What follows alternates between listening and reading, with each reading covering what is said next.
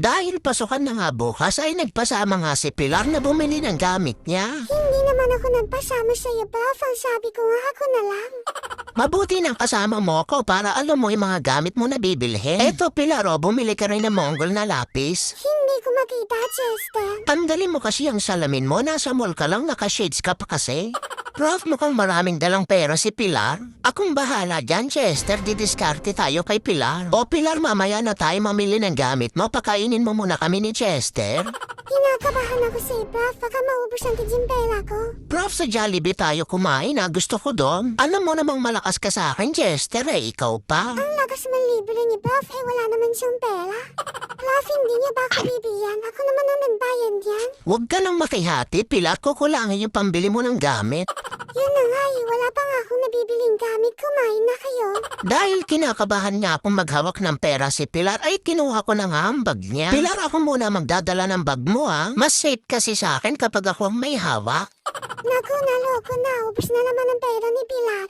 Kung sa bagay, bakit nga naman ako bibili ng gamit? Wala naman akong natututunan kay Prof. Pilar, baka mapiko na naman sa'yo si Prof, hindi kanya papasukin bukas. Ang dami na namang sinasabi ng higad na yan, kulang naman tong dala niyang pera. Baka mag-abono pa nga ako sa gamit niya, 200 na lang tong pera niya.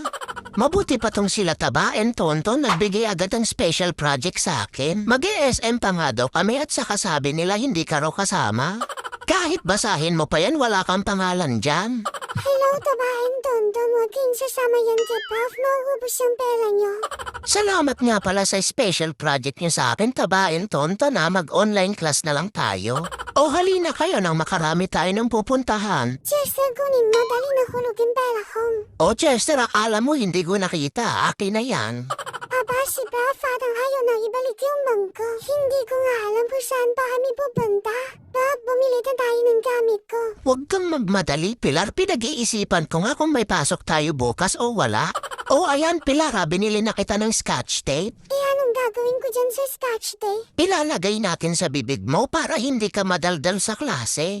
May nakita nga rin kaming bebe rito, kaya lang parang hindi niya ako type. Inamoy-amoy ko nga lang siya dito at ang bango niya. Sayang at hindi tayo itinadhana.